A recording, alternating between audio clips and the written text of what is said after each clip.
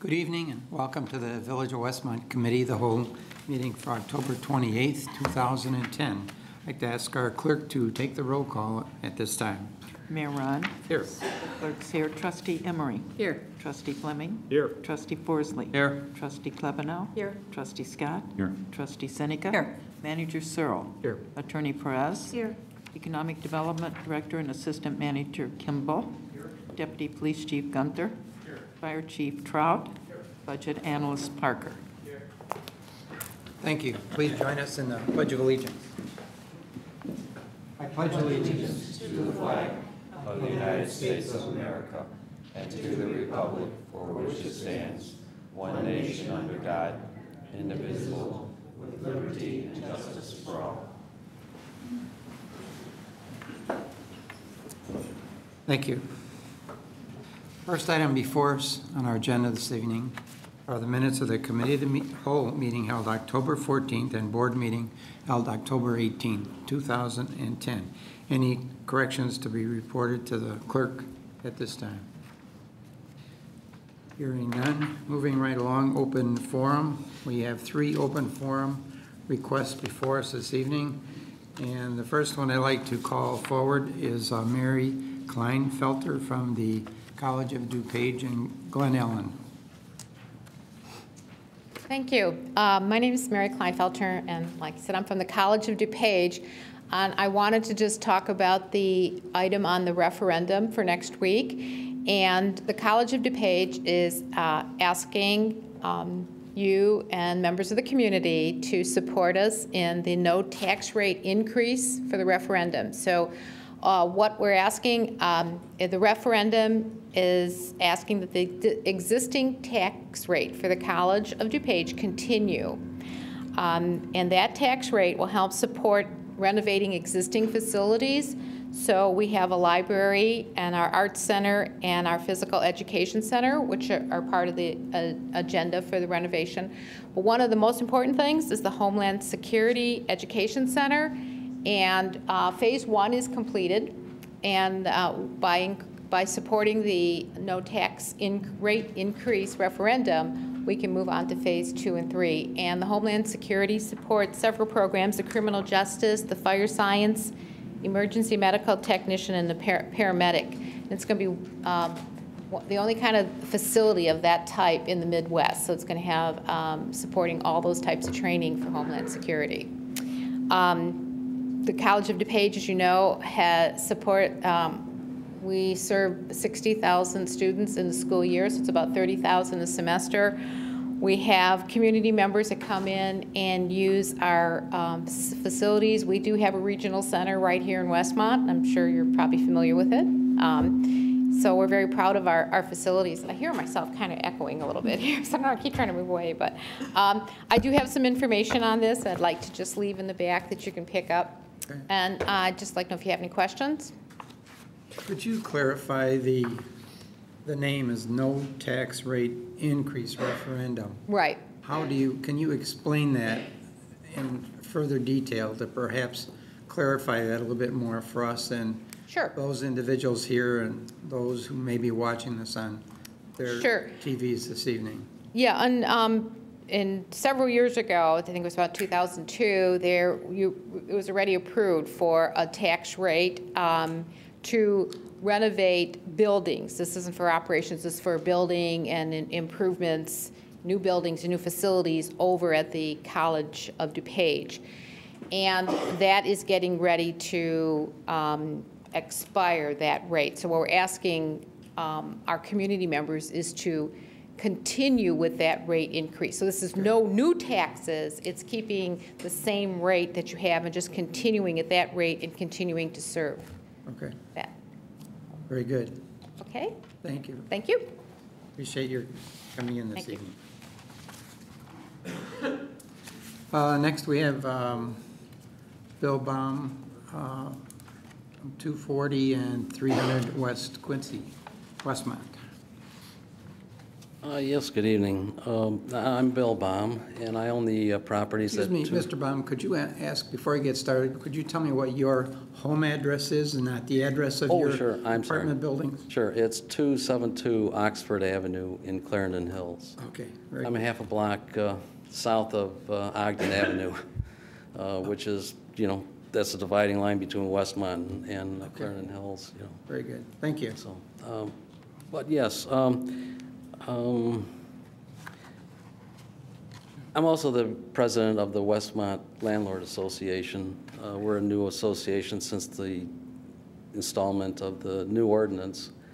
And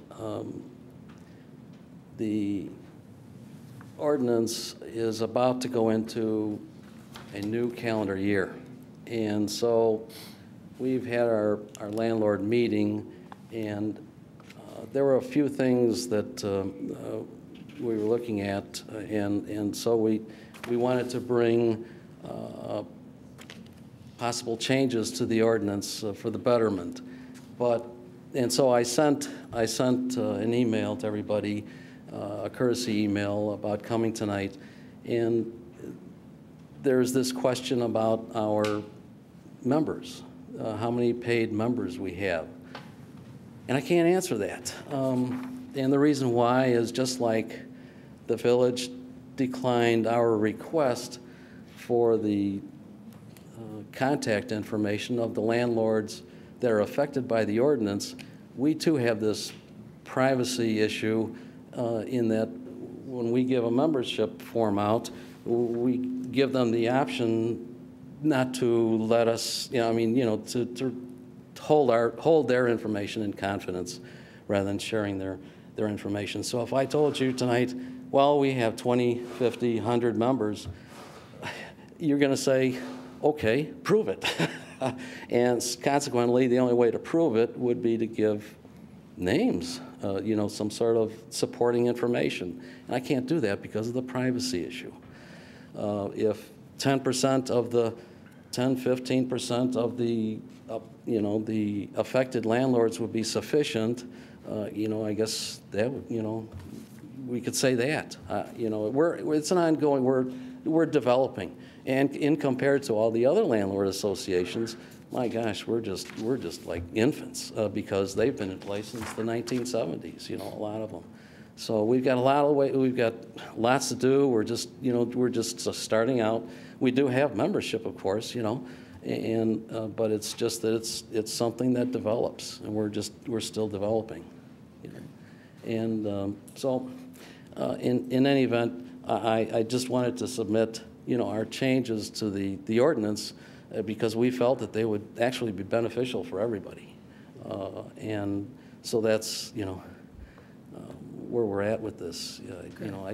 I wanted to ask permission if you would look at us as a viable so that we could offer our submission. Okay. Let me just make a few comments. I have read through your materials. I've looked at your website. You indeed have some suggestions, some changes that you and however large your group is has recommended to the village. Sure.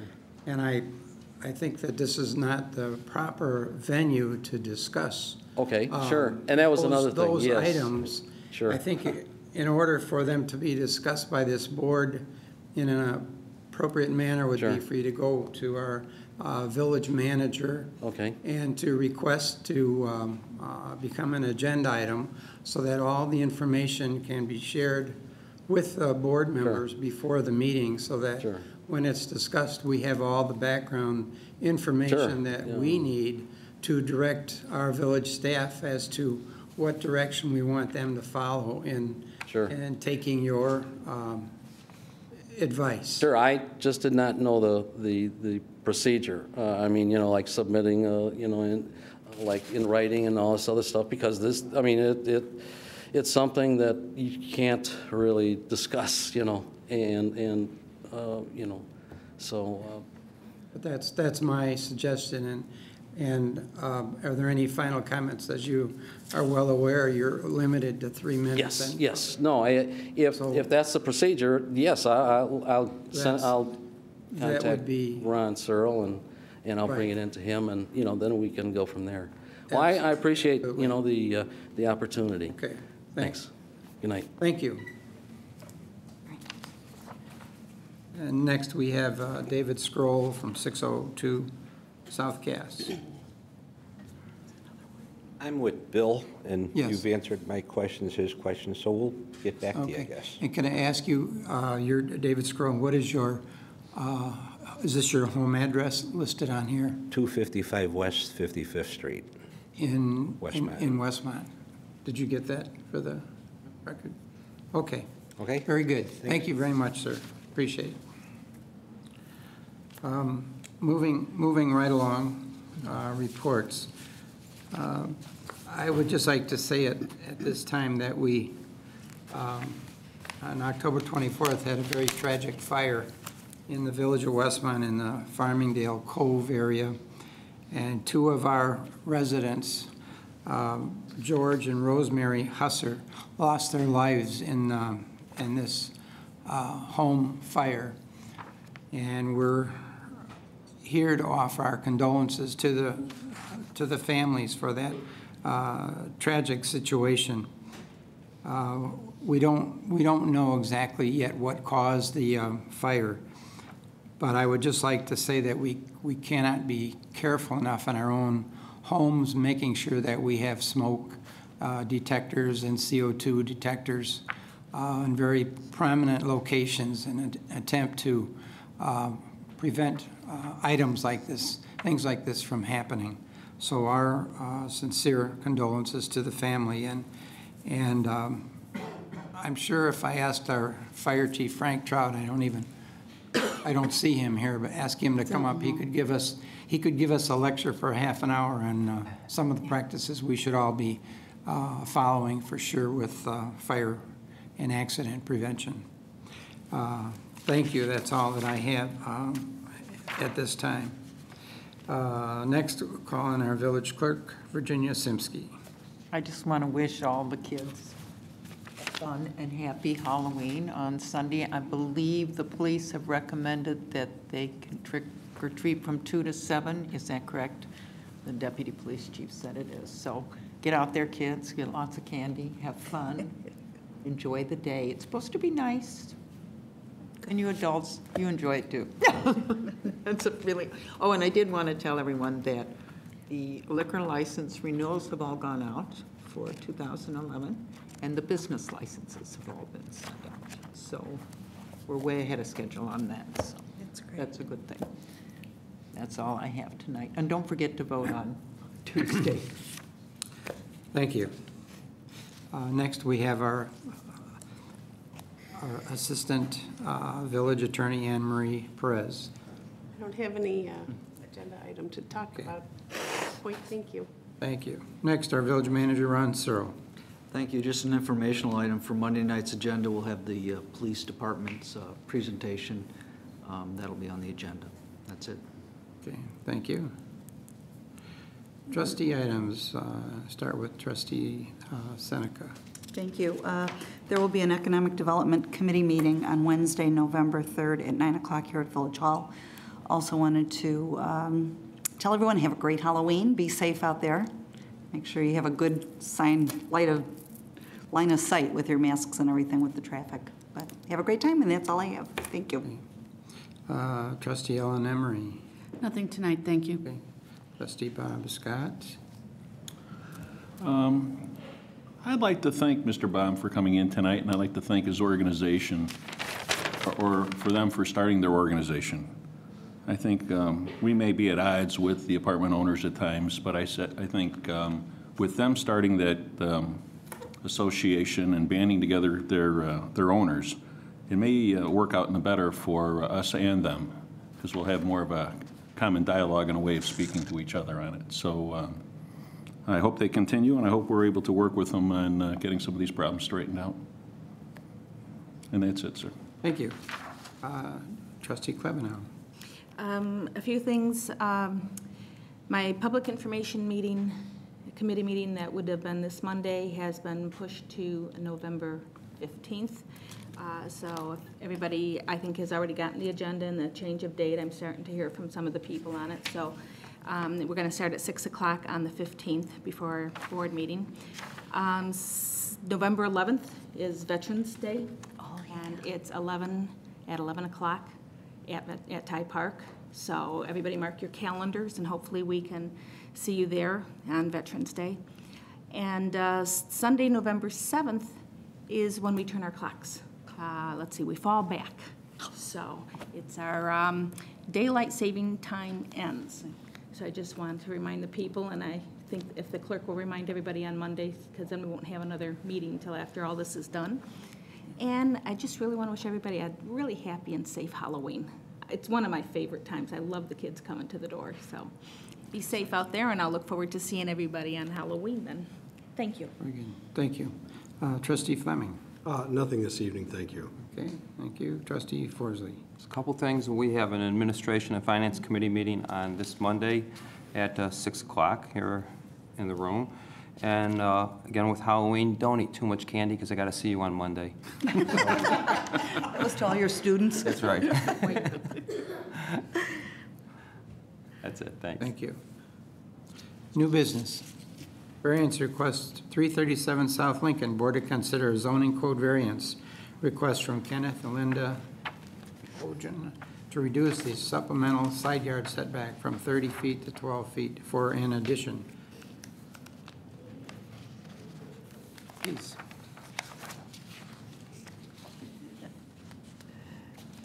Hi, I'm Michelle with Shell Group Construction Services, a contractor for the hopefully addition that the Etchins would like to put on their home. They're requesting the side yard setback variance for one-story, 700-square-foot addition.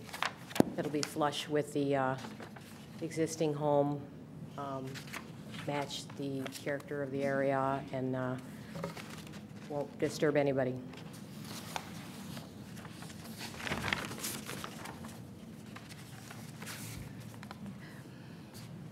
Questions, board member?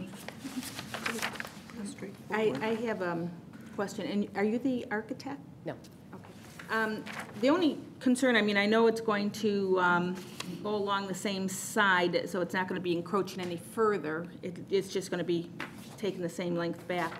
The section that is back there, you're going to, it looks like the pitch of the roof is not a very deep pitch. And it concerned me when I saw the diagram because you have two-bedroom windows. I'm not concerned about the bathroom window. It looks like it's higher, but you have two-bedroom windows that are going to be very close to the top of that roof. That's the reason for the pitch of the roof.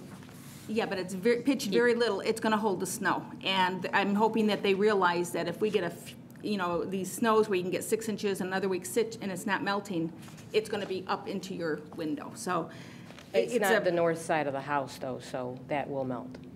It's the east side, That's and it correct. doesn't get very much. It'll be the south and the west side that goes the first. So the north and the east go the least amount of sun, but you can't always rely on that sun, especially when we're having the snow. It's not going to be there to melt. That was just my only concern, but that'll have to be their problem, I guess. I just didn't know if they realized how close those windows were and the problem you could have with them.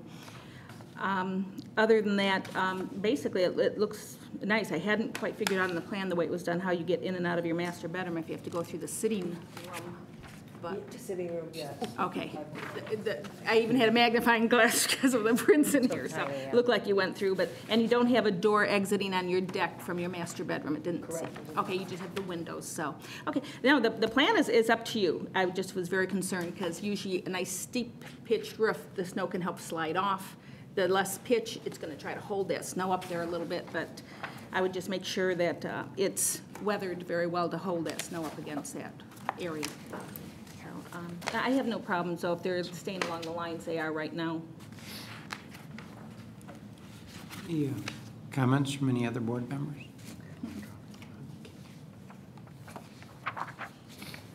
Thank you. There are no further questions. This item will be on our agenda for a vote on Monday evening. Okay, thank you. Thank you for coming in.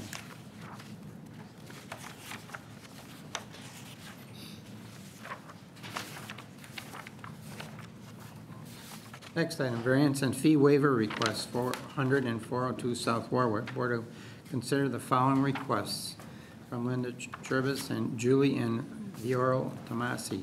A zoning code variance request to permit a 36-inch masonry fence where code permits 30-inch in the side yard adjoining the street.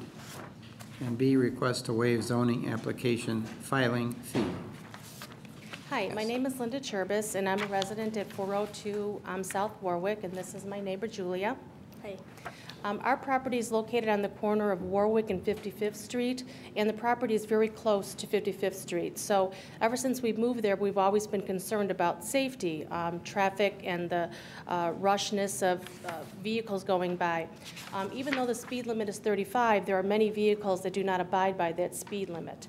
Our fears, back in 2003, we were forced to relinquish some of our property to the Department of Transportation so that they can expand 55th Street, which, when it does go into fruition, our home is going to be even closer to what we feel is an unsafe area for our homes. Our fears came to fruition on August 16th when a vehicle jumped the curb on Linden, proceeded across the entire length of that property line, went into the front of my backyard, completely destroying my fence on the north and east side of the yard, went to the front yard, ran into, because we have a duplex, ran into Julia's front porch, knocking over a supporting pillar, and then finally stopped when it ran into a 30-foot tree. So after that, we were very scared for the safety of our family. She has a young child. I have a dog that frequently, are in the area where the damage took place. We were very fortunate that there wasn't any personal injury, but there was extensive property damage. So to put our minds at ease and to protect our families, we would like to put up a retaining wall type of area to protect ourselves in the event that a car decides to jump the curb and run into our house again. Just to give you an idea of the set work, you guys have the pictures, I believe. But each unit, there'll be 2 units, one at each side of our front yards. The structure will be 32 inches, starting 32 inches from our front porch and end right before the setback limit. The length of each wall is 14 feet and the height will be 24 inches, and then each balancing pillar will be 36 inches in height. So we are constructing this on our property before the setback, so it won't be on property that we don't own. Any questions about the construction or why you would like to build this? I have no qualms with that. I live at the corner of Washington and 55th. So and you know. I sympathize with the speed limit and everything else that goes on that street. And if there was any way you could build that thing 6 foot, I'd let you build it 6 foot. And actually, and she's even closer than you are to 55th. Oh, I know she I mean, is. you're so close. I have She absolutely is. no problem with this at all. She's right up on the street. And I mean, that's, Yeah. have you thought about putting some rebar in it or? That way it doesn't collapse when it hits, Rebar pickets. No, I don't have any problems with this at all. I mean, Absolutely none. Okay. Yeah, I don't have a problem. I'm just trying to decide on the little drawing here. You're doing these two walls by the entry of your home. Is that what I'm? I guess it's. They'll turn it on. They'll turn it on. He'll get it going. There's a lot of depiction of how it kind of looks. It's a picture of something else. Saw that. Well, yeah, but see, that's a patio, so that doesn't, I can understand the height so of the there'll be pillar. 2 of those. I'm trying to find the location. Is your Okay, fence so- going to still be there? Our fence is in the backyard. I mean, the fence is still going to be there, what you have. Then you're putting this On the other side by your entries of the house. So this is the front where both of our houses share the front yard. Okay. So there's gonna be one that's on this end and one that's on this end. And then right here is where the sidewalk is from the street to our front door. Okay, because when I saw that, I thought, oh, that's, get rid of that fence and put that on. I'm going, wait a minute, but then I see the little drawing here. You're just doing the two little Yeah, front protection area. And then in between the two, there's probably about 3 feet, and then we put these really big boulders, rocks, to try to, you know, stop the vehicle if it decides to jump again. Okay. Yeah, I don't have anything they can do to be safe that, I don't have, I mean, that's a very pretty design. I was thinking it was gonna be the whole fenced area was gonna look like that, but I see it's just the two front ends by your entries. Okay, well, we really would appreciate your support. It is getting near the end of the season to put this up, so as quickly as you can make a decision after November 1st, we would appreciate it, so we can call the landscaper and have them start this. The other thing that we wanted to talk about was the respectively asking you to reduce the zoning fee. We do understand that there are administrative fees associated with such things. We are hoping that you could consider this one project where we would only pay the one fee versus each of us paying, you know, the $250 each.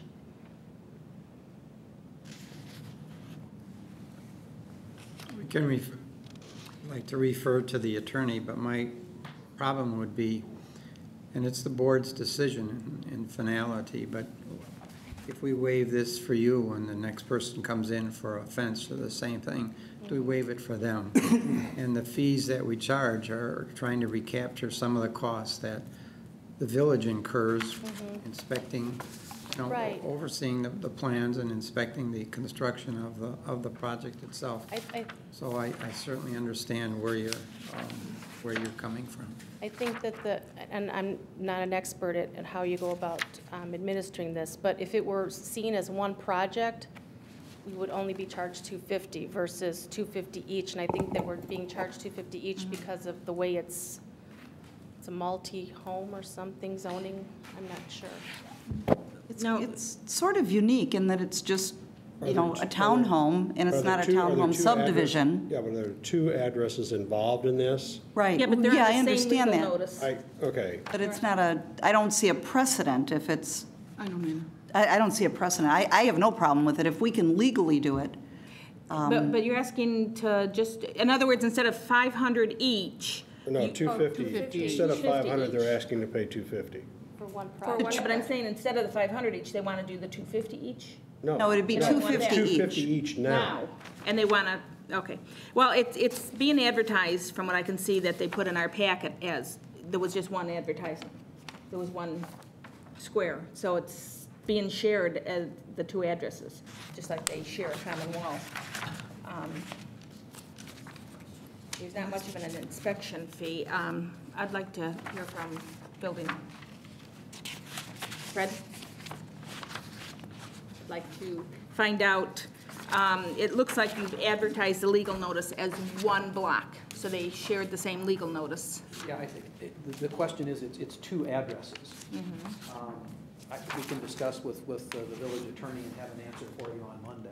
I think we're obligated to notify residents within 250 feet of each address, and that might be a different universe for each one of those two addresses.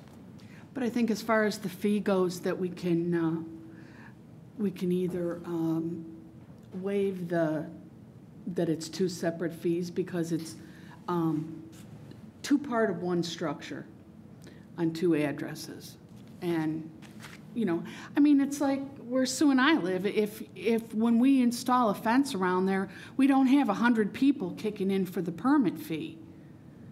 We do, the association pays one fee, even though it goes past a bunch of addresses. I don't see this as setting a precedent. It's, you know, especially it's not some major project. They're doing something for a specific reason. It's a small project, and I think $500 is pretty steep for that. Again, we'll talk with legal counsel. There may be a difference just between the mere permitting action for such a thing as a fence and a variance request in terms of statutory public notification requirements. Right.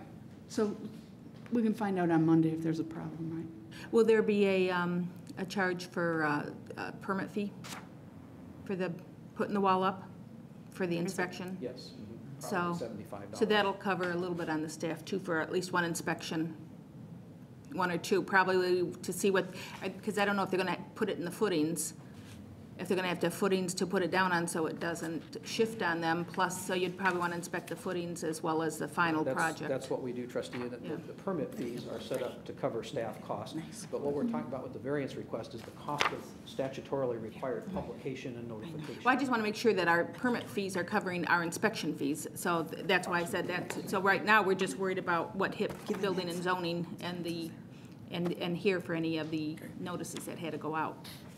Okay, just to move things along, we'll have our legal beagles look at it over the weekend, and we'll have an answer to that before we vote on it on Monday evening. Okay. If we can legally do it, I would be in favor of doing it, if we can legally do it. Right. That's why we have our attorneys to give us those answers. Thank you very much for coming in. It's like a nice project. It's beautiful. Next item, special use and development permit request, 22 South Cass. Board to consider the following requests from Keisha Knight. A, special use permit to operate a salon with an ancillary training classroom in the B1 Limited Business District. And B, development permit request in the B1 Limited Business District. Good evening, ladies and gentlemen. My name is Keisha Knight, and I'm the owner of Simply Nails. And as the name suggests, the only thing that will be going on in that salon are services and classes and selling of products that are related to nails. So I've been a licensed nail tech for 7 years, and one of the things that I found in the industry is that nail techs are seen as second-class citizens. When you go into a spa, hair, massage, everything else is first, and nails is the second thing that they offer. And I guess I've become a little disgusted with it and decided that it's time for the game to change. So I came up with Simply Nails so that no one has any question about what's going on in there. There won't be any eyebrow threading. There'll be no hair. There won't be any waxing of any kind other than paraffin waxes that are applied to your hands and your feet. And I just moved into the area, so I'm really excited. I've had a mobile salon over the last 7 years, and one of the things that I decided as my daughter gets a little bit older is that I need to kind of take the wheels off of the mobile salon and be a little bit closer to home. I'm assuming that she actually made a face, which is normally... No, she waved. She waved. That's normally what she does. And smile. So I'm asking that the village board grant me my special use permit as well as the development permit. I don't know if they have pictures. I know during the committee meeting they had pictures. And the nail salon is actually directly between a hair salon, which will be to the south of it, and a braid salon, which is to the north of it, which makes nails the perfect complement to sit actually directly in between those two businesses. Those two businesses have been there for over 3 years. I think the braiding salon has been there for about 6 or 7 years. So they're well-established businesses, and I'd like to add my business to the mix as another well-established business for the village. You'll also notice that it has a training facility, and the reason for that is when I decided that I was disgusted with us being second-class citizens, I also decided that it was time for us to have a nail-only distributorship for the products that we use. So what I've noticed being a nail tech for the last 7 years is that I can walk into a 1,200 square foot space of beauty supplies, and I'll be lucky if I find two shelves or 2 rows of shelves in less than 100 square feet within the entire 1,200 square feet that actually interest me. And so with that, and since the nail industry is one of those industries where we use more products, more mechanics, and we're a little more creative than hairstylists. Hairstylists do color and they do a little bit of cutting.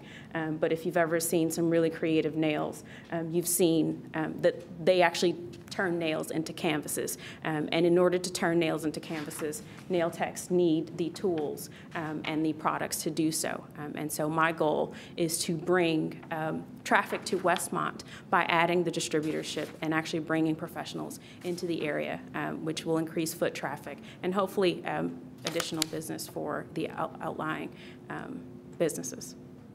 Are there any questions? I was looking at your the trial of the copy of the drawing, how you might lay out it if you're just a single tack and stuff. You have a washroom in the back, and some of these areas show a door opening up into nothing to get into the bathroom, and one of these that has several booths actually has a door leading directly into washroom. I haven't figured out what they're walking into if you don't have the door leading right in. I can't visualize the back of that building. The way that the space is actually configured right now is that it is a portrait-style space, and the bathroom is actually at the end of the hallway. So if you look at the first diagram, they're marked phase one. Yes, if you look at the first diagram, you'll notice that there's a door on the right-hand side at the rear of the space. That door exits out into a hallway. So that's and a the bathroom, hallway? yes. Oh, and okay. the bathroom is directly to the The left line of that. stopped, there was nothing there. So Yes, I'm like, because that space is not mine. you're walking out outside? Okay, so that door will lead you to a hallway, which will get you into your powder room then? Yes. Okay. Just wondered, I had a feeling that's what it was, but thank you. Now, each of those 3 stores then have their own individual area in the back like that? No, each of the stores has their own individual bathroom, but it's configured a little bit differently. So my store is the braid store that's next to mine. They actually go up the stairs that are just outside my door. So their door is to the right or directly across from my bathroom. They come out and they actually go upstairs and to the right, and their bathroom is slightly elevated from their space, but behind their space. And then the hair salon has their bathroom completely internal, so their bathroom is in the back room. When you go to that back area, you're not going to an adjoining one to all 3 homes. They're all still separated. Thank you. Yes. That answers that. Thank you. Any other questions? Just, you've been doing this for how long? 7 years. So you probably have a clientele base. Well, since I've been mobile and I've gone to my clients, they're all over Chicagoland. I don't exactly expect all of them to come here. And the salon will continue to do mobile services. And that's actually one of the ways for bringing things into the village is that I actually specialize in doing things like bridal parties. So I intend to, instead of going to them for the bridal parties, actually bringing them into the salon where they can have a bit more comfort, a little less of the mess in their own places and enjoy the things that our village has to offer. Anything further? Okay, thank you for coming in. Thank you. On our agenda on Monday evening. Thanks. Next item. Text amendment, Board of Concern amendment to Appendix A, Section 6.04D of the Westmont zoning code to reduce maximum allowable lot coverage from 40% to 35% in all single-family zoning districts.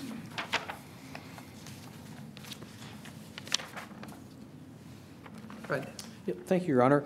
Staff is pleased to present for the board's consideration tonight an ordinance kind of in response to many of the stormwater flooding concerns that have been expressed to members of the village board on numerous occasions over the last couple of years.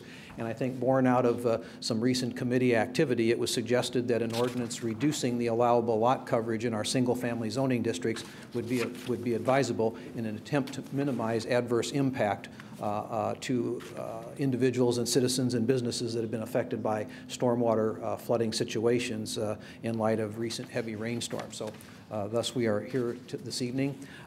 Did run into kind of a stumbling block at the last Building and Planning and Zoning Commission public hearing where many residents did testify in opposition to this, but we are here to answer any questions from a staff perspective that we can provide.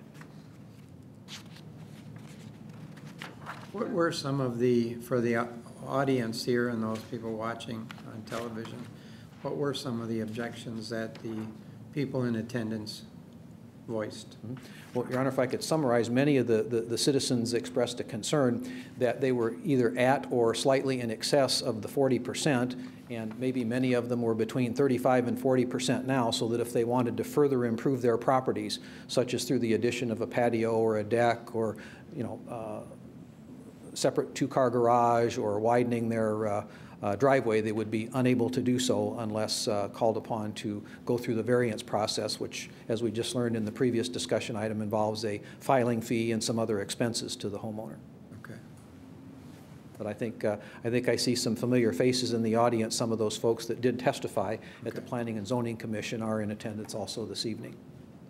Do we have anyone that would like to make some comments on this? Before we, a couple of things, and I didn't see it in this pack, but when we talked about it before, we had a survey from surrounding communities. Yes, sir. Is it in there? Did I miss that? Okay, there it is. Okay, and the second thing, yeah, because the surrounding communities, a lot of them were, you know, less than 40%. But the other reason I was in favor of this is, like you said, people were at 40%, people were building homes.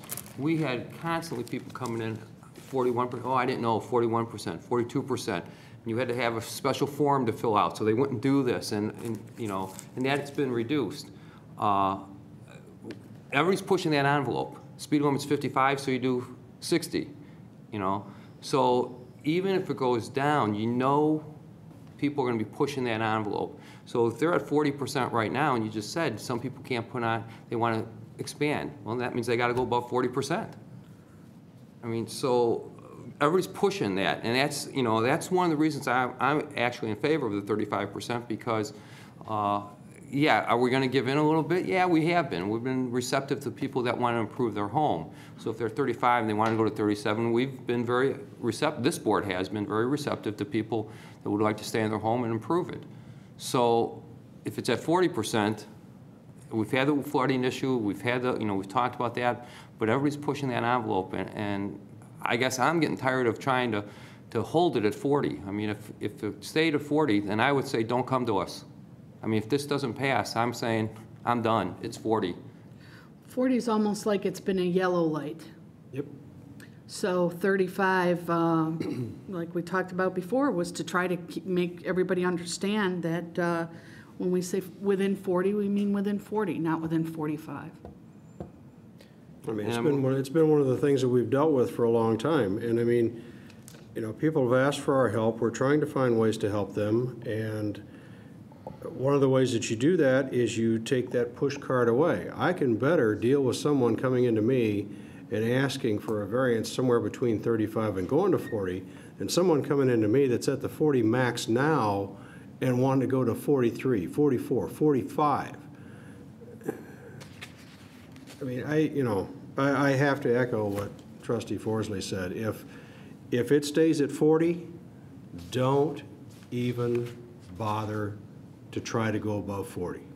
I think we're all pretty much in agreement. I think I'm glad to see this because we've been ready to vote on this for a while about bringing it down to 35, so. And Your Honor, the surrounding communities, the majority of our communities around us are at 35, somewhere at 32, 30%. I mean, these are your surrounding fellow communities that are on all sides of us. I mean, their floor area ratios are a lot less than what ours are. Right. In a lot of cases, some of them look big, but Yeah. they include decks, patios, sidewalks, all that. and I'd be willing to bet if you go in front of their boards to try to go over that ratio, you're going to get hit with absolutely not, which I think this board has always been very open to any request to come in front of us. But with the issues that have come to us in the last year and a half and 2 years, with water issues, with drainage issues, with the work that we're doing with the Public Works Department and trying to figure some of these problems out, you got to start somewhere. And sometimes it's not a popular thing, but you got to draw it back in and start working back out from that point. So, I mean, that's Your Honor, where I'm at on this. One of the things staff testified at the public hearing was that, you know, we sat through some of those public hearings with the village board when we had many angry residents packing the room here, expressing their displeasure at the fact that their basements were flooding and their yards were wet and they lost a lot of furniture and, you know, basement family rooms and things of that nature. And it was not a very pleasant experience, I think, to sit through those hearings with those angry citizens. And I know the village board still remembers quite well the tone of those evenings, and it was not a fun thing to have to endure with the residents who suffered hardship. And if you look at that, like you said, Trustee Fleming, the survey, you know, Clarendon Hills was at 30, Downers was at 32, and then you got Hinsdale and Darien at 50. So, I mean, it does vary. And look at Hinsdale. Right. There's no green space in some areas of the town. There's no green space anywhere. In some areas, there's no green space some at areas all. of that town. I mean, it's gone. And Do it they have just, flooding? yeah, Mm-hmm. they do. Oh, yeah. The residents? Oh, yeah. The only thing I can say to people that are upset and say, hey, I'm already at 40, and what if I want to do an addition? Guess what? Too much. Does Clarendon Hills have flooding? Yeah. Absolutely. And they're at 30. Yep. So the thing that scares me, and with the planning, because I watched the planning commission on it, is we're going to be creating a lot of non-conforming lots.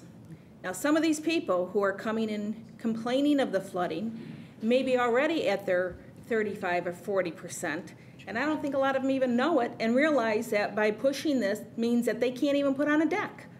And, you know, and I would almost like to see how many lots we're affecting. Are we affecting just a small number of lots? Say they're non-conforming. Think of your house. You want to upgrade it. You want to fix it. And then you come in and find out, well, a board changed it now, and you can't even put a deck on. You can't put a sidewalk in the back to someplace or whatever you're doing. Even things such as the pools, the above-ground pools. And I watched the lady talk about it. Actually, the pool is taking in the water until I guess it finally overflows, but it's taking in the water, but yet that still has just as much reaction on hers. She can't even add a deck now around her pool, which she was going to do I think later. as far as decks, though, we've been very accommodating when they show that they are. It's 50%. No, that they are constructed to be totally permeable, that the water goes They still down. consider 50%, Right. not 100. But we- They're still penalized 50% of that deck size, But and we- that still would penalize this one lady. We did reduce that from 100% to 50% at the village board's direction recently. Right. But like I said, I'm very uncomfortable on how many people we're affecting, if there's a way of telling, because, you know, we could, I mean, There's it's no way nice to to sit tell there and with say it, but if the people who have 30% or 32 or 34, and they're still flooding, then what are we saying if we go to 35 and we still have flooding? You know, we're still going to flood. It may not be the percentage problem as much as it's some other issues that we're looking into. Right, but the fact is that one of the things that we have to do is curb it. And you can have a 20% coverage and still flood for other factors. But if you keep it at 40 and go over 40, you're adding to the problem. Keeping it low may not solve it, but we don't need to add to it. It may not be adding. We don't know. We don't have any of those facts. Well, I Other certainly towns don't want to so. fund having a village-wide survey of every structure on every lot. Like I said, we're in discussion, and if it does stay at 40, you know, and that's what this board decides, that's fine. I mean, whatever we all agree on, and we stay at 40 though. I mean, that would be it. And I would like the residents, you know, we're not going to try to push that envelope because it's just too much. And you're right, flooding could occur at any time. Right. But I guess I'm also looking at these huge homes that have pushed the envelope, that are at 40%, that aren't sold, and there's $700,000 homes sitting out there in our community. Well, let's reduce the size and let's make this a livable place for people to, you know, live in. And because if you have it at 40, people are going to build 40. That's what they're going to do. So, but I can understand if you wanted to leave it. I can understand that. But then let's not push that Jumping because into it is what I'm saying. Before I have more people coming in yelling, we're now non-conforming. You've just ruined my lot. I can't sell my home because somebody's coming in and they're going to want to up it or put a patio or a deck, and I have to tell them, sorry, I'm at the maxed out limit. You can't do a darn thing to the home. You can't put a front porch on. You can't. We've had so much discussion about this at committee meeting after committee meeting, and we've been talking about this, I think, for probably a year, maybe more. But, and I agree with Trustee Forsley, if it's 40%, then it's 40%, and that's what that means. And that's good as long as all of us are sitting here and agree on that. But 10 years from now, you know, it could be a board that'll say, go to 52%. You would hope not. They'll make that decision anyhow, though. But that, you know, it's. So we've been hashing and rehashing this. I think we're ready to vote on Monday. Vote your conscience and we'll act accordingly. you know, I know there's some residents here, and we need to hear them. Absolutely. So I'm done. If anybody else wants to. Any other comments before we ask anyone from the audience to come up and make their comments? Well, I kind of brought this thing up a while back, so Yeah. I'm in favor of the 35%, just for every reason everybody came up with. But if we as a board decide, I'll go with 40, but that means 40. absolutely, positively, never, ever to go anything higher than that. I mean, I'll give that to that 40, but I'm more in favor for the 35. And I agree, in planning and zoning, I will say this. If we keep it at 40, and gentlemen, if they come to you with a request over 40%, you need to say no. Boy, that could end up being a hell of a lot harsher than dropping it to 35. Yep, I know. If I might make a comment, I realize I was just up here asking you all for a special use permit and development permit, and I hope that my comments do not affect that. However, Oh, they won't. I guarantee you. I am, and not necessarily, well, I guess partially by choice, because I did choose to live in the home, but I am in one of those homes that I'm absolutely certain, without even looking at any of the building plans, that is over 35. And I have a deck on the back side of my house that is not an option. It is required because my house is sitting 6 inches to a foot above where it's supposed to be. And that is because of some building issues that happened when the foundation was laid. And that means that if something were to happen to my deck, that I would have to come before you before I could actually repair it. Now, and I'll be honest with you, I've also lived in my house for only about a year, and my front yard was flooded for the entire year that I've been in it, which means that it was also flooded when the house was built almost 3 years ago, and it stayed flooded. I have the greenest patch in my yard where the exit for the sewage is, because the sewage would constantly come out, and we could be sitting on the front porch, and no one was in the house. There wasn't a toilet being flushed. There wasn't a sink running. There was no water running in my house, and yet you could watch the sewage come up out of the ground and onto my lawn, and out of 2 of the sewage pipes that are actually sitting in my lawn. And what was really weird was that the house next door, when it was torn down and they built a new house next door to me, the moment that they finished the plumbing, my sewage issue in my front yard went away. And what that says to me is that our sewage problem in the village is not necessarily a lot space issue, but it probably has something to do with the piping, because we were under the impression that I was just going to have a flooding yard. We've had the landscapers come out. They came out 3 times last year in order to try to fix it. They've moved those pipes all over my yard. You can't imagine how many times I've had my lawn cut up so that they can try to figure out how to stop this thing from flooding. And literally, this summer, when the new house came in and they did the plumbing, my flooding in my front yard ceased to exist. And now I have a beautiful lawn. That green patch is still exceptionally green, but the rest of my lawn is now able to grow, and I don't have a really big mud patch. And I understand that I haven't been here for the whole year to see the village meetings, to actually be a part of the village meetings. And I understand the frustration that the people who have flooding have, because I've lived in a house where there's flooding in the basement. And I also know that part of the flooding wasn't necessarily our coverage, but it was more of the plumbing that we had coming into our house and how the sewage was going out of the house. And those things needed to be modified. And there were things that it wasn't a choice to actually make those modifications. It was either make the modifications so that the sewage actually makes it out to the main line, or continue to deal with the flooding in the basement. And my father redecorated our basement twice. Not in the state of Illinois, but I grew up in the state of Michigan, and we had to have our basement redecorated twice because the basement floor flooded and ruined the entire floor and the walls and some other things. So I know what it's like to live in a house that has flooding, and I'm just urging you not to be so upset with us. One, I didn't build my house, but I have to tell you, I love my house. It's absolutely beautiful. And I love the neighborhood that I live in. I love living in this village, and I love that it's so small, that I have the chance to get to know my neighbors. And I think that we want to encourage other people to come and build in our village. But ask that the board not be so stringent on the 40%, that you look for, I realize that you want to reduce it, but look for other answers before you reduce it to 35%, because you are actually going to increase the influx of people that have to come before you to make any changes or repairs to their homes, because they are already sitting at the 35%. And we know that the decks that are permeable, they have a lifespan, and their lifespan is much shorter than anything that is non-permeable because they are permeable. My deck has been out there for 3 years. I know I'm going to need to repair it in the next 3 to 4 years.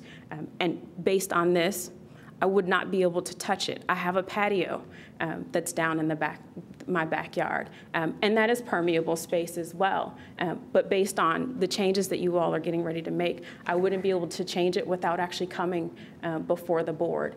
And I'm not saying that, you know, there shouldn't be some guide that we go through, but finding a solution for my fellow residents that have flooding is not just going down to 35%. And it may be that the village, like we do for the awnings for the buildings in downtown, where there's a grant where the owners can come in and the village will match part of it. Maybe the village should get together and we can match so that the homeowners that are having the flooding can have their piping taken a look at and fixed. So I'm just saying, look at other alternatives before heading down that path. If I may say one thing, I'm very happy to have you living here in Westmont, and I do appreciate the comments. As far as the sewage system goes, the village does not have anything to do with that. That's either Flag Creek or Downers Grove Sanitary. Now, Downers Grove Sanitary District is investing a lot of funds and money and time. And I can honestly tell you that the work that they've done in my alley and re-going to all the homes and the program that they have in place helps reduce some of these problems, because it's at no cost to a resident to do this. The flooding that we did have in our alley, I don't have anymore. They came in and redid the entire system running up through there. The other thing that I will say, if you presently have a deck on your home, whatever you have on your property presently, as long as you continue to reside in that home and continue to, as far as repairs to the deck, you wouldn't have to come in for a variance for a repair to your deck. If you wanted to replace that deck with a deck of the same type, you're okay. Okay. Okay? Same size. It's a case, It would have to be the same size, right? Right, same size. What we're saying is, if someone comes in and they have a home and they want to add a 20 by 30 deck to the property, or if they want to add a large patio to the property, or if they want to put a driveway in. I mean, for instance, in my particular case on the alley, my driveway is gravel. So now if I decide in the future that I want to pave that, I'm going to have to find out whether or not I can do that or not. Honestly, I mean, the problem that we have is people have come in and requested and said that we have too large of houses and too large of buildings on small lots. Well, the way you help control some of that issue is you adjust the floor area ratio of a building that covers that property. Now, in a case of some of the ones presently right now, if you wanted to add to them, you know, it's a very difficult thing to do. Granted, it's a very difficult decision. But then again, we're faced with a lot of decisions that are sometimes unpopular and very difficult. But I mean, we have gone over this time and time. We have an entire study that's been in place dealing with a lot of the areas in this village. So I mean, this is not something that we've done just overnight and decided that we want to do this. I mean, we've done a lot of research. Our Public Works Department has done a lot of research. We've had outside engineering firms come in and do a lot of research on this for us. That, I'm sorry to interrupt you, but when that was asked during the committee meeting, the answer was there was no information. Someone actually did ask, where were the reports? I apologize for that response, but there are a lot of work that's been put into this to try to understand why we're having the problems that we're having. We're not going to make a decision based on, well, we think that this is going to solve all the problems and we just take it from 40 to 35. It doesn't work that way. You have to have information showing you that this is one of the reasons why you're having the problems that you're having. And I mean, they're in the central district of this town, if you go from 55th Street, say, up to Trobby, and you go to the eastern border and to the western border, most of the lots in that particular part of the town are the lots that would be affected by this, per se. But those lots also are large enough that you could still have a very nice home there. Oh, yes. And I mean, there's a lot of nice homes in the central area of this town. So, I mean, I just want everybody to understand, this is not a knee-jerk reaction by us by any means, not by any means at all. We've done a lot of homework on this, and we've spent a lot of time. And we've had discussions in the Public Works Committee meetings, which are open to everybody in the public when they're held. There's been a lot of in-depth discussion in there. And the Building and Zoning Committees, many agendas. I mean, it's a case that this is something that we've been looking at for a long period of time. And we're not going to do anything. We're not going to, we have no intention of doing anything to harm the residents in this village at all. We want the residents to be able to be safe and be comfortable in their homes and not have to worry about some of the issues that they're having to worry about now. And I mean, I don't know any other way to explain it other than that. I'm sorry that the comment was made that that wasn't done, but unfortunately, I have to sit here and say that, yes, a lot of research has been done. And they're absolutely changing that lot size will fix. Yeah, and I mean, and the other side of it is too, and a lot of it, for a lot of people, is very hard to understand, because when you get your, what they call hydro engineers involved, and the architects and the engineers involved in how this all lays out, and how they come up with the calculations and lay it all out, we have a report that's about 150 pages. And I kind of put it to, if I wanted to get a good night's rest, I'd start reading this thing and I'd be asleep real quick. It's not real exciting reading, shall we say. But once you get through it, you have a better understanding of what it is. I mean, there's a lot of ratios involved. There's a lot of percentages involved. There's a lot of engineering terms in this. I mean, I've had to ask the Public Works Director, okay, what does this mean? But, and that's a report that is something that's available online. I haven't been able to find anything about this online, and I have perused the village's website trying to find things such as old agendas so that I actually understand how you all operate, your minutes, all of that information, because before I came in here, I wanted to understand the group of people that I was going to be standing before. And it's been really hard to find any information. And both Fred and Ms. Malik, they're very busy during the day. I try not to bombard them with a ton of emails asking them questions. And I do believe you, Trustee Fleming, that the information was generated and that the research has been done. But having been here at that meeting, those who were here, I don't think that they were aware that that information was done. And the way that it was brought to the board, it was brought to the committee, it was not brought the same way that you did, where you're actually explaining that this information, these pieces and these steps have actually been done. It was simply, this is what the board would like to do, and we want the committee to vote on this. And it was very kind of light and fluff from my perspective. And that being the perspective of, I'm kind of like Santa Claus. I just walked into the room and I don't know much, which means that you now need to tell me, you need to bring me up to speed as if I were Santa Claus. I had an English teacher who used to say that all the time. And I'd like to step down. But I just want you to, I know that you all have thought about it and you've gone through the process. And maybe for both new residents and old residents, it means actually making them aware of what it is. Because I don't think that the village as a whole is aware, one, that this is happening, two, how it may or may not affect them. I think the problem with the engineering study is that it went into territories, and each territory had its own unique problem and their own unique way. And if you sat there and I know darn well, if we ask the engineer, well, we'll just do 30% all over, that's still not going to resolve problems in certain areas. And that's why I said I'm trying to step on this very, very carefully before I ruin somebody and say your lot is, I mean, who knows? I haven't done mine. I don't know. My lot may be non-conforming the moment we pass this. I don't know. I have no idea because my house was built back in the 70s. So it very well could be a non-conforming lot once we pass it.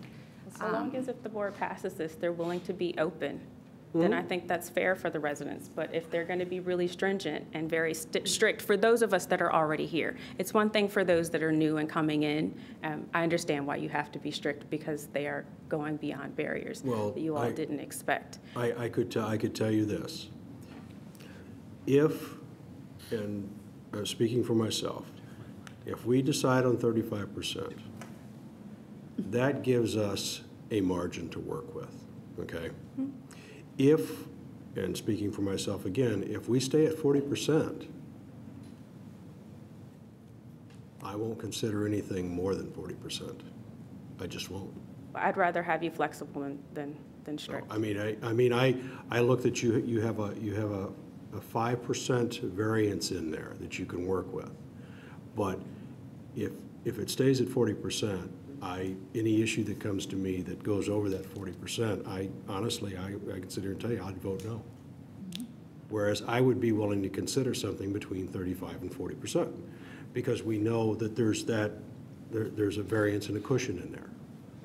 That would be one of the reasons. And I would ask that the wording actually reflect something like that. When the house is where you want to keep it, yeah. But that there's a maximum. This is where you need to start and build it at 35, and then you can have additions up to.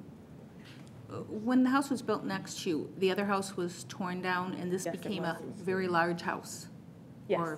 Okay, so you have like what we've been calling the McMansion next to you. One of the things that happen is when you have these very, very old homes in the lots, the land is almost like virgin land. It's never been developed, and where the water is going to stay on its own property, it has a tendency to just flow off into the area, and that probably helped. I'm not certain when you were talking sewer, whether you were talking storm sewer or personal sewer. It was sunny outside. There was absolutely no rain, no precipitation of any kind. And you were getting water? I was getting sewage. Which in my side of Cass are you on, east or west? I am on the west side of Cass. Okay, so you're on this side of Cass, so you have Downers, well, Yeah, Downers Grove Sanitary. You're lucky. With all due respect, I think we kind of went down a road that's not even an agenda item. We're really talking about lot coverage here, and I think Trustee Emery said it well. If changing it to 35% with a little bit of wiggle room, helps even one resident not have flooding, then I'm all for it. And plus, we did this, we've had a lot of discussions. It's not just about flooding. It's about some people that came in and went over 40, and we have an absolute eyesore next to existing neighbors because they're right up against them, and it's just, we have flooding issues, we have buildings that are too large for the lot but fall within the ordinance. There's a lot of factors on this. It's not just flooding. That's one of them. So, it's just, we have, and I appreciate your Santa Claus analogy, but there is access, and Ron can let you know in all this, there were town meetings for every quadrant of the town to come in. Every Thursday night, for 8 weeks, we had meetings for the home residents, and we have hired experts to tell us, is it a flooding issue? Is it is it an infrastructure issue, the whole water issue? And then we've had people come in and say, my neighbor's building this house, and, I used to be able to look out, and he built this thing that's, huge, and now my house looks, it's nuts, So there's a lot of things we looked at.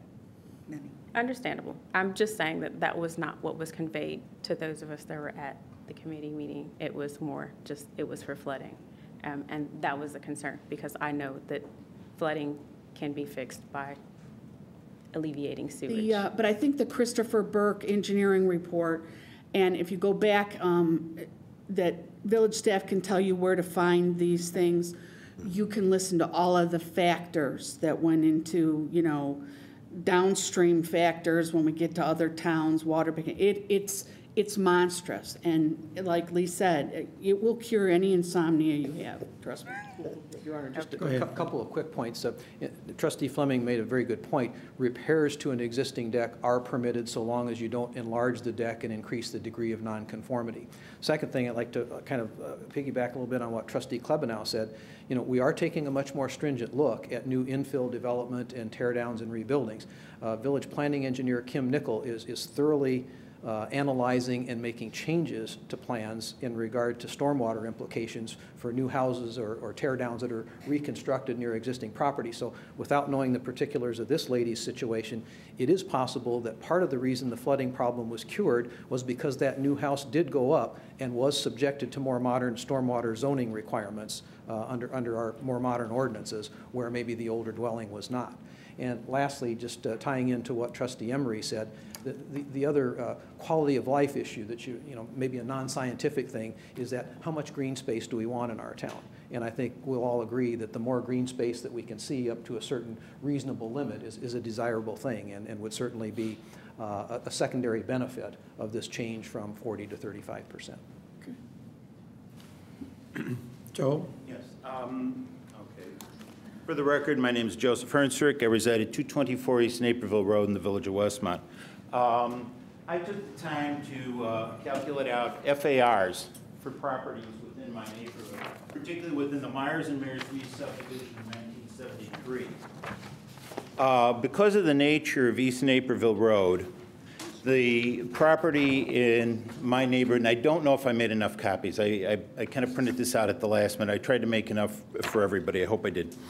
The Myers and Mares subdivision ranges from properties that are R1. 3 of the properties are R1. 328, 332, and 336 Blackhawk are R1. You cannot build anything more on those properties because they are width by depth. They are 300 feet deep. So unless you put Kenilworth Avenue back into the master plan and cut it through between the park and 212 East Naperville, you will not be able to access most of that property. We have between a 20,000 square foot lot down to the 2 on the corner because of the angle of the street, which my neighbor's lot is 7,576 square feet, mine is 7,906 square feet.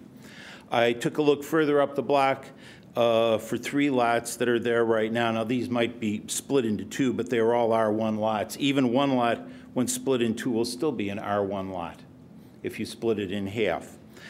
Some of the others I took in the middle of town, they are R3. The zoning is all R3, and I've been stuck within an R3 district.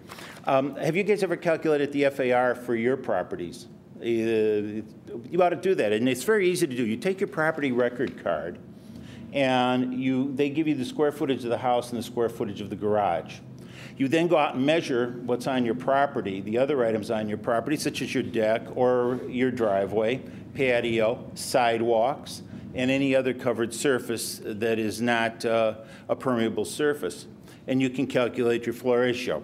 How I did and developed the numbers of the floor area ratios covered, okay, I did not go on my neighbor's lots to do this, but I took what my driveway was, I paced the width of the driveway. Garages are roughly the same depth from the roadway. I could say that their driveway is the same length as mine. I can judge from the flare out how wide their driveway is to get a calculation. I know where their decks are. I can, look from outside and I calculated that. That's how I gathered the information. All this information is estimates, of course. So this is the actual covered floor area ratio. What was stated at the meeting was Ms. Malik made a point that the county is getting strict on enforcing your coverage areas and that they consider many things impermeable that we would consider permeable, such as permeable pavers and that are not given any allowance. In my particular situation, I have the fact that my garage is in the back of the lot and I have a 110-foot long driveway. And so there goes most of my lot to a driveway. Now, I do solve the parking problem, which we don't have a parking problem because I have a place for 8 cars on my lot. I'm not like the people along Warwick where you have to watch out for the bumper hitch hanging off the pickup truck because the guy's parked on his ramp and across the sidewalk over there at night and you're trying to go to the Jewel, and it's going to be interesting if you guys ever widen that street. I think there's, if you say you're going to allow variance, and you're going to give it to 40, I say yes, hold it at 40. I agree with you. We do have a flooding problem, albeit in our neighborhood, the only flooding problem we had was from a disconnected sewer.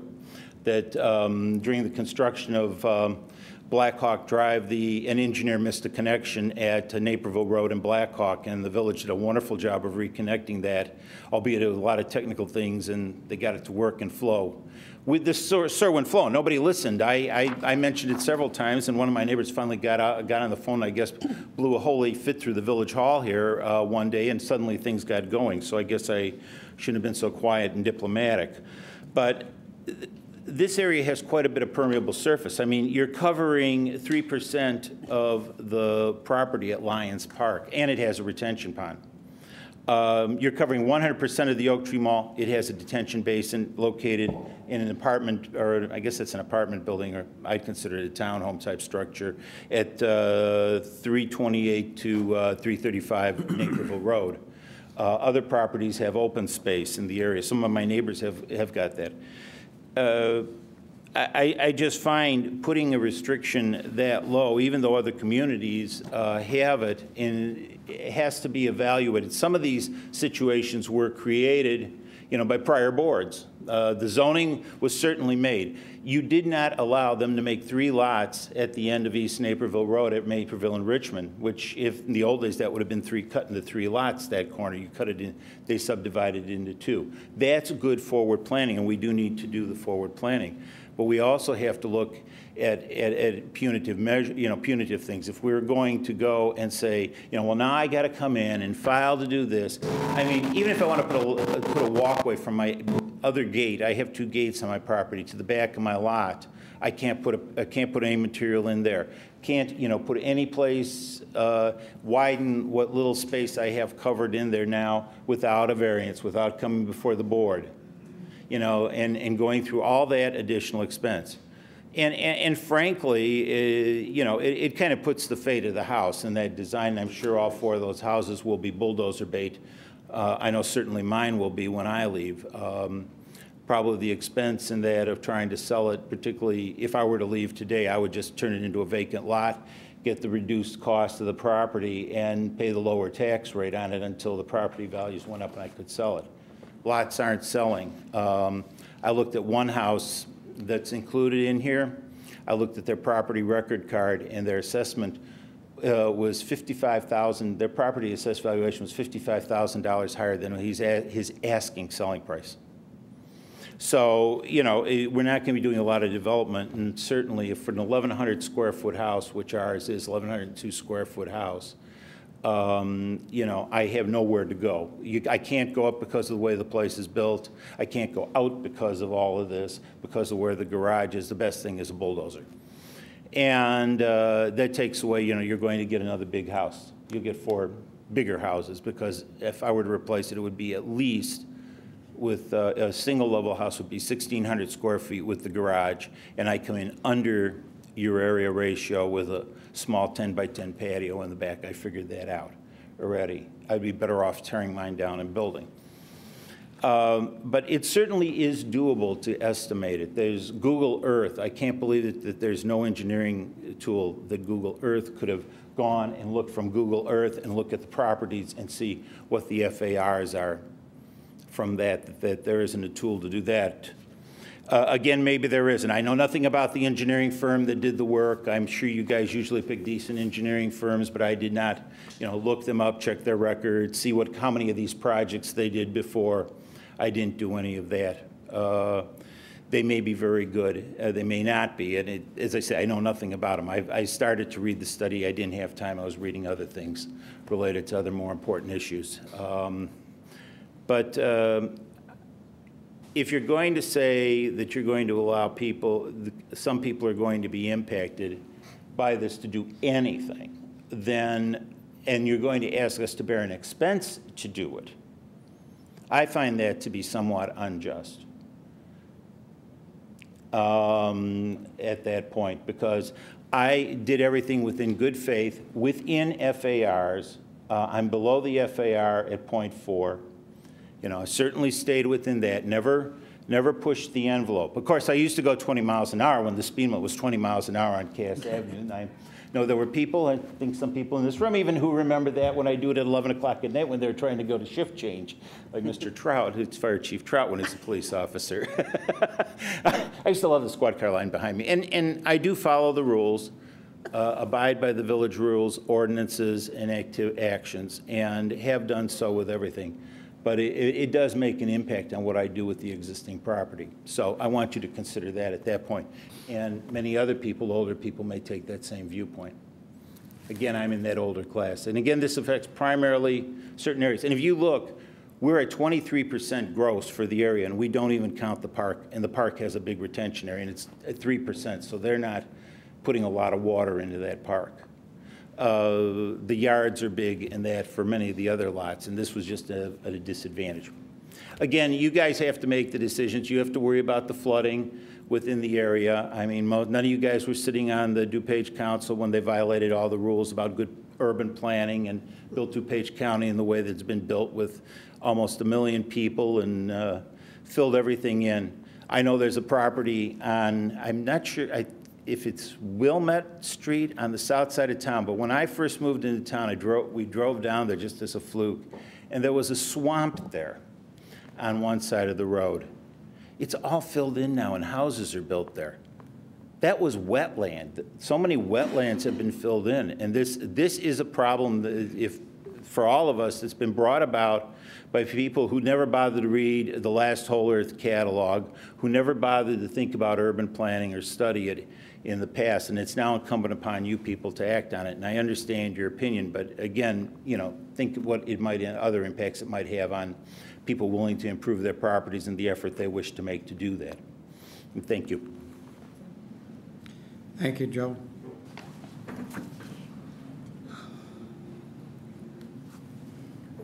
Not every part of town is... Want to give us your name and address for the record, sir, please?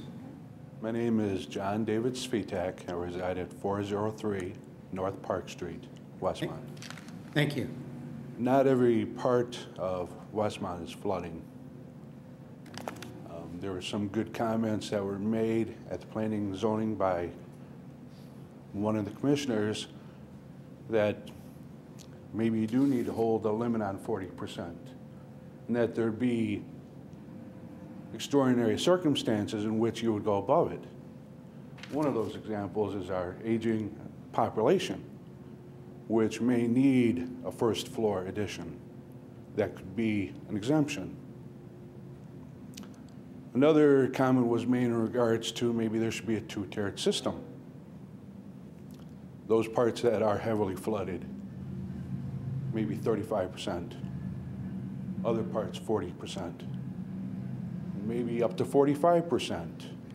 Highly unlikely, but an example. So we have a zoning map. Why not just come up with a zoning map for maximum lot coverage?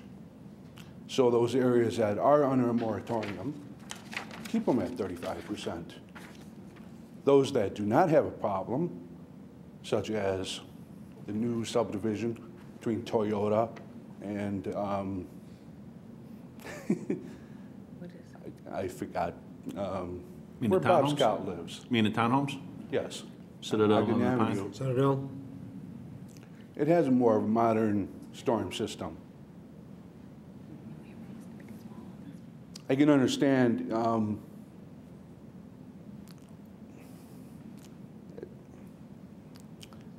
the comments made here were definitely a lot better than at planning and zoning. The discussion here is, I clearly listened to Lee Fleming there, and they definitely were good comments. So I truly believe that this board has done their work and will make the right decision. Thank you. Thank you, David. Anyone else? Mayor, can I ask, Trustee Seneca was telling me, how long have we had this at 40%? We were at 35, and then we went to 40. About, what, 5 years, maybe? Remember how long ago that was? It's been about 5 years, I'm guessing. 5 years, 5 or 6 years.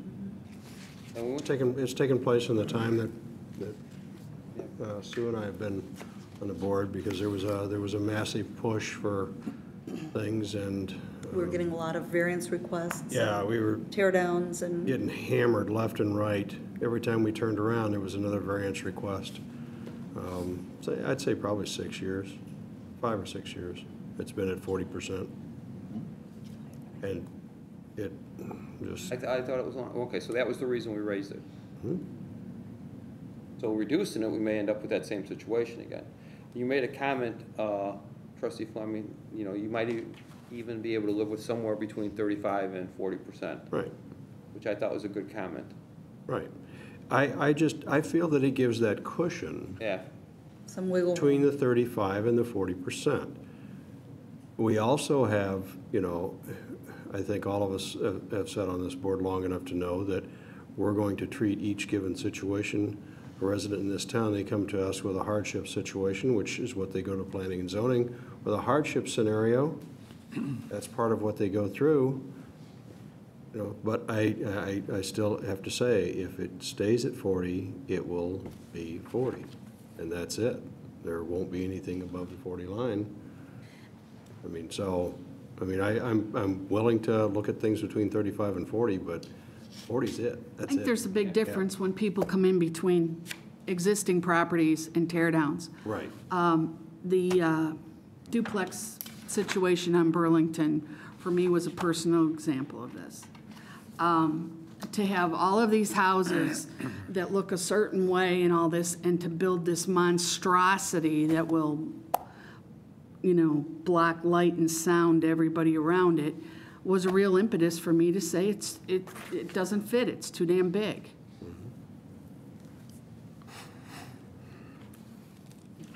Is there a chance that we could say new construction has to stay 35, but the existing homes, because those are the ones you want people to try to develop or do something nice, could stay at 40? That way at least, because they're pushing, you know, they're going to push the envelope. I know we were constantly being, and they were doing things like because they needed that front porch, or they wanted to put a back porch on, or something would cause them to come in. One was a driveway, because it was misfigured. That's when we started demanding that when they come in for the permits, they have to sign off immediately that they understand this thing.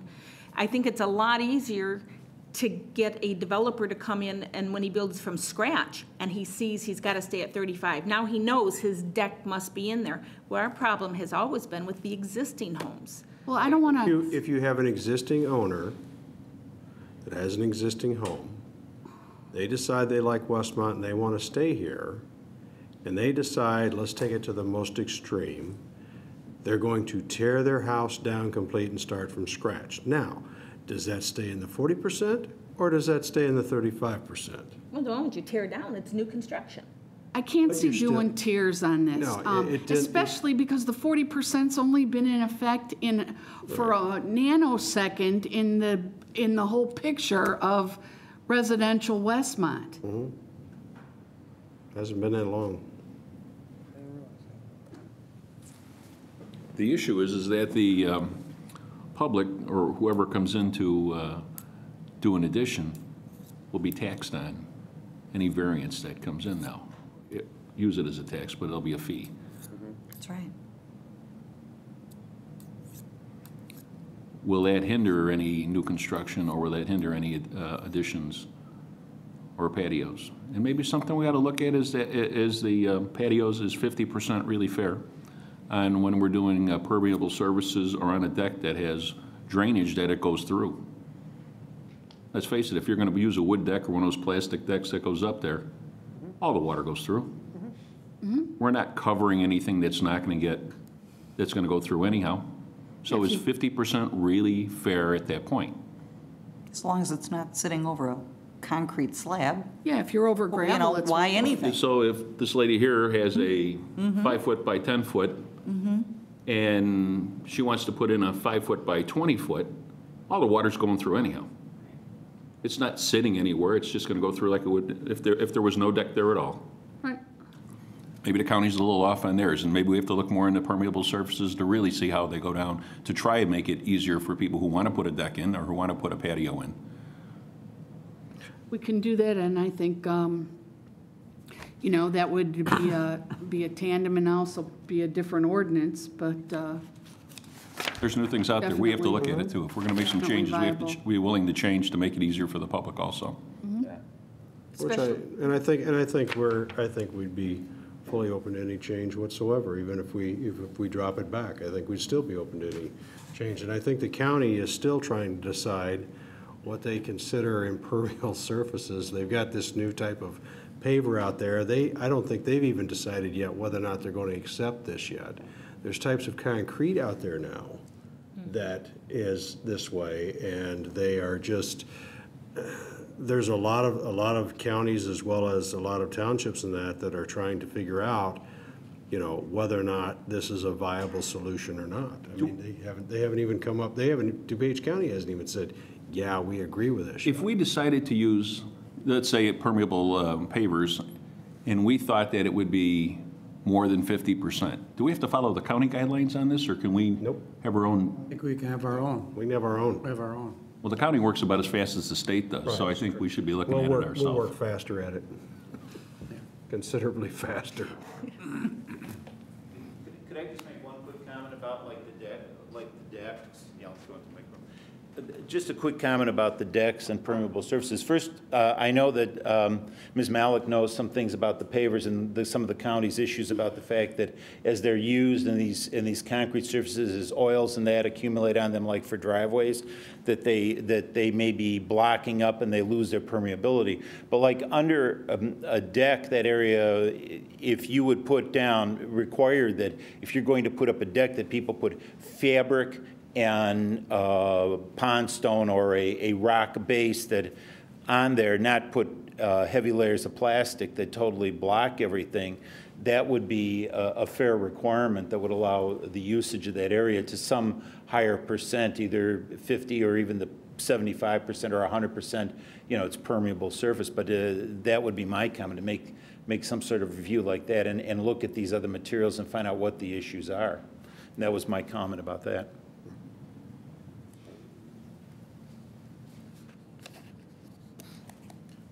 We always have wiggle room at 35%. At 40%, our wiggle room is gone. And we have people coming before us consistently asking for variances of all kinds. And this board has always been willing to listen to those, but at least if it's 35 and they want to come in and build it at 38 or 39 or 40, we get an opportunity to vote on each one of those individual situations and decide whether or not it's appropriate or not. Any other comments on this issue? As much as I'd like to shut up, what is the say it's 35 and you want to come in for variance? What is the cost? What would we be charging? Right? Say somebody came in. Between $350 and $500. So, I mean, the comment that Trustee Scott made, I mean, you know, we don't want to discourage, it's another $500 I got to fork out, plus I got to put this in, or whatever the case may be. It's been a good discussion tonight. I was at 35. I'm willing to, negotiate, work on it, but because I think that Mr. Hernsrick made some good points. You know, he's stuck in a situation, and the wiggle room, we understand with the driveway. I mean, young lady made I thought there were some good points made here. So.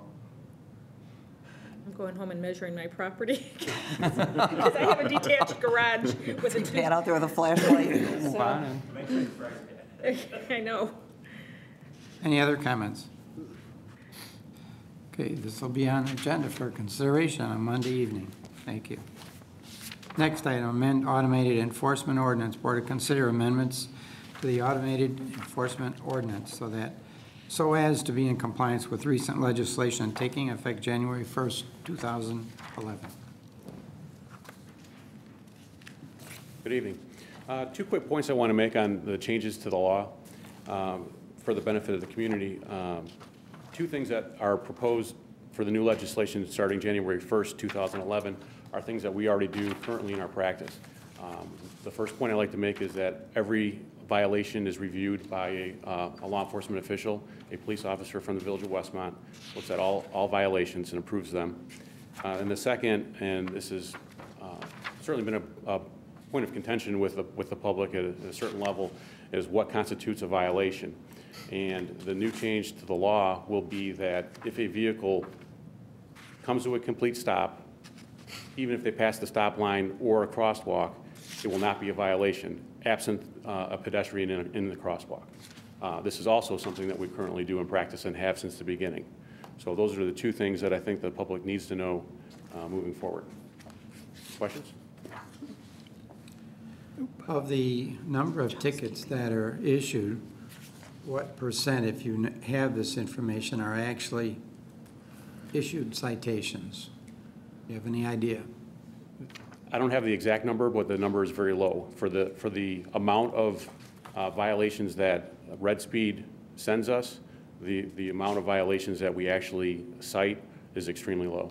And I would say less than 10% to be, I don't have an exact number, but it's definitely below that number. Okay. If there's any way you could find that out before Absolutely. Monday. I can give you a specific answer on Monday. I appreciate that. Okay. Because I know it's very low.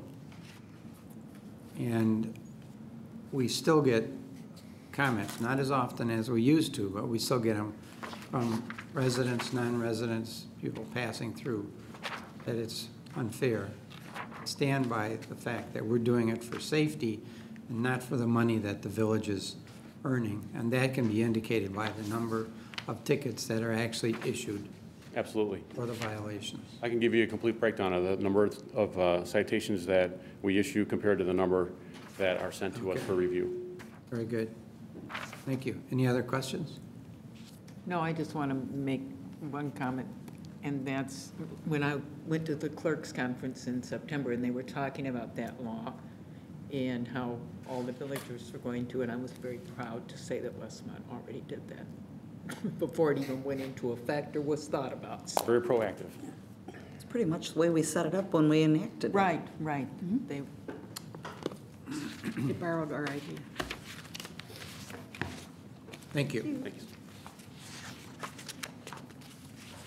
Next item, solid waste contract. Board to consider extending the village's residential, commercial, and institutional solid waste service franchise agreement with Waste Management Incorporated.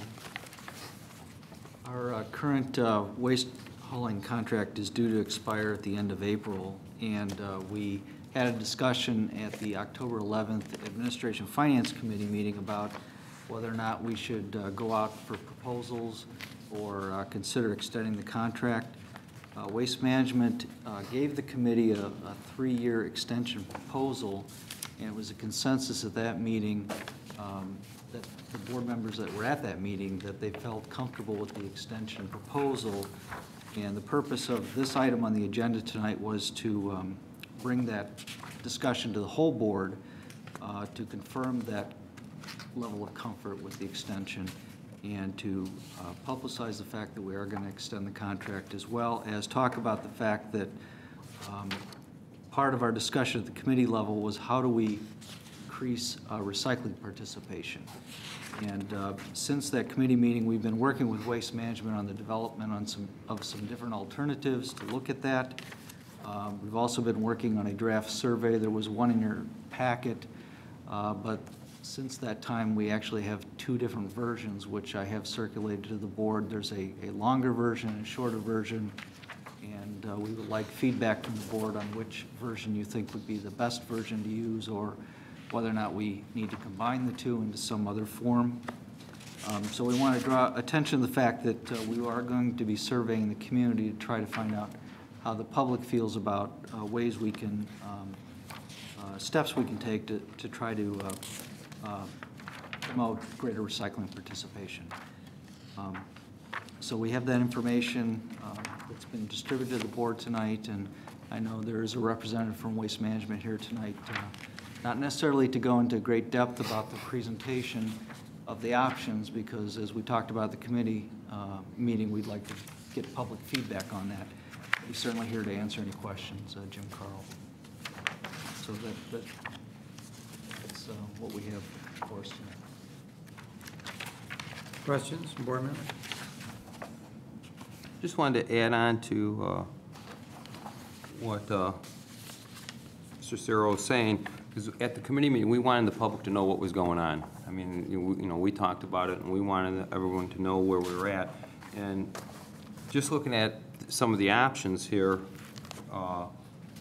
and again, we're not trying to go into a lot of detail, but, and I think this is going to be on the survey, but some of the options, you're looking at the 2 cans of pickup that we currently have, keeping things the same, or you're going to 1 can with an 18-gallon recycling bin, or an option of 2 cans and going to a 96-gallon toter picked up every other week. So we would like the community input, and that's the reason for talking about it. And there's one other option to hear, because I think if we go to the, and I kind of like, we have a 96 at school, so the 96 toter, and I think that one we said though would have to be brought out to the front of the house, if I'm correct. That's correct. So, so some people may not want to do that. So again, we want to hear from the residents, to hear what they have to say, and help us make the decision, because each of us have our own opinion, I think, but it's important to hear from the residents. So that's the purpose of the discussion tonight, or at least the informational part of it, and then give us a better idea of what you want. So.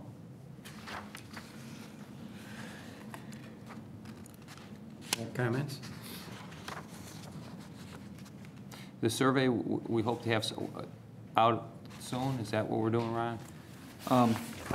As soon as we can develop some kind of consensus on the form of that survey, we're ready to go. We've got it pretty well defined, we think.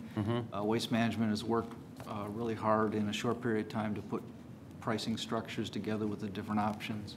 So we're able to provide that information to the public, so they can make an informed decision when they respond to the survey. So as soon as we can kind of nail that down with some feedback from the board, we're ready to go with it. And how are we going to get this out to the public? Well, we talked about 2 different ways. One would be either distributed with the water bill, the survey itself, and have it returned, or another option we considered was just publicizing it through the water bill, and then we'd have an online version, and then we'd also have paper versions available for people that can't access it online. They could pick it up at the different buildings. And I know, and I don't want to speak for Waste Management, but I know they have some thoughts too on how they could participate in helping us distribute the survey. They've made that known to us as well. But right now we're looking at probably a distribution with the water bill. I'd like to see it with the water bill, because if it just has a reference to an online survey, I'm sure I'm not the only person in the village that when they get their bill, they just go to the amount and don't read all the other stuff that's in there. But if it's a separate mailing, like how we have the newsletter in there now, then I read it. If we decide to go that route, we'll probably move towards the shorter version of the survey then. I would say that you'd want to keep it as short as possible. Because if people have to flip pages, they're not going to fill it out, and they're not going to send it back. 1 page is preferable. If you can squeeze it into one side of a page, it's even better. Yeah. But if you have to flip pages, people just don't fill it out. It's just, guilty of it. I get something in the mail, it's got 2 or 3 pages you want me to fill out. Circular file, recycle bin, here it comes. Is that the 18-gallon or the larger? 18-gallon right now. But I think the other thing that everyone should know is one of the things that we would like you to consider as you're looking at this and considering your options is we are trying to become a more green community, and we are trying to promote more recycling within this village. If it takes several 18-gallon containers, I've seen out there on days that I've been driving, I see people that have more recyclables out than they do have garbage. That's great. That's what you want. One of the biggest things is that's what we're trying to aim for, is to get more recyclable products put back into the system instead of just being thrown in with the regular garbage. So by all means, take that into account too as you're looking at this and looking at possible options going forward.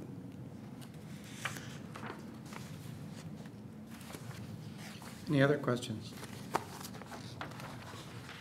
Is there anyone here in the public who'd like to speak on this?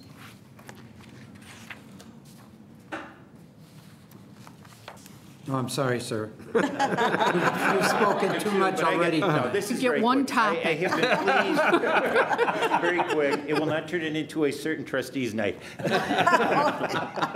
Well said. That's the old days. Well said. Very, very simply, I've been pleased with the service that Waste Management has rendered. The crews and the trucks are neat, clean, the people are polite. There are many times I'm out there picking up the recycling bin, and the garbage man will come by, and he's always got a smile and a pleasantry, and I put mine next to my neighbor's, and he thanks me every time that he sees me out there for putting it close, so he doesn't have to move the truck 5 feet, that it saves a little, and he's always saying, it saves a little fuel, saves a little wear and tear on me. Very good service. We rarely use the second can.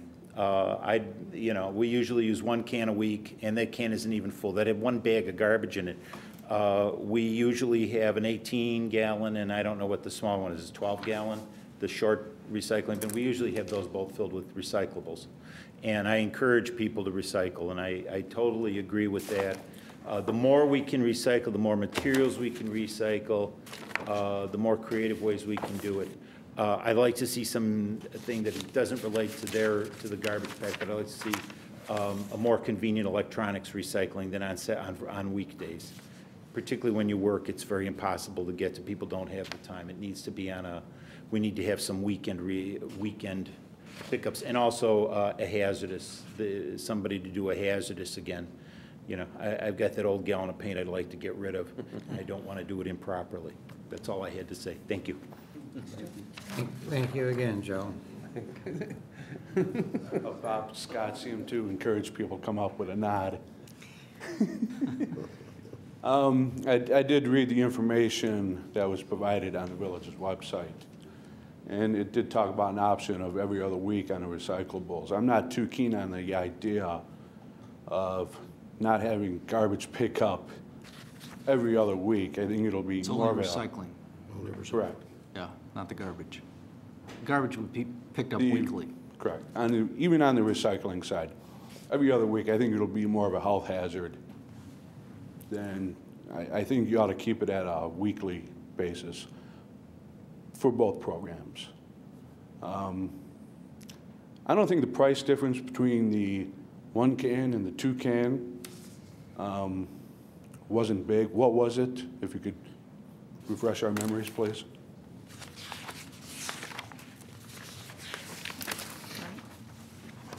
$0.30, depending, 30 to 25 to 30 cents. Now, how much would it cost me to go out and buy an additional can? Is it really that much of a cost savings if we stick with the 2 cans as opposed to having to go out on occasion to buy another sticker so we can get another can out there? That's why we're going to let the public fill out the surveys and find out. I mean, it's, in some cases, you're going to find that some households use 1 can, and other households, they use a lot of cans. But that's what we want to find out. That's why we're tossing it out. At this point, I think sticking with what we have now is the right move. Thank you. Thank you, David. Any other comments on this item? I think so. Finance ordinance number 13. Waive the reading. Request to waive the reading. Purchase orders. Questions on purchase orders? No comments. Moving right along. We do not have a request for an executive session, so unless there's something else to come before the board, I would entertain a motion to adjourn at this time. So moved. Emery? Second, Scott. Roll call, please. Trustee Emery? Yes. Trustee Klebanow. Yes. Trustee Fleming. Yes. Trustee Scott. Yes. Trustee Forsley. Yes. Trustee Seneca. Yes. Thank you. This meeting stands adjourned.